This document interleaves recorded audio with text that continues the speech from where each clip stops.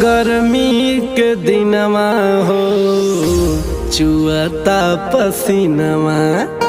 अच्छा प्यार से तू बोला बतियावा धनिया, हमसे अखियां मिलावा हम बोला।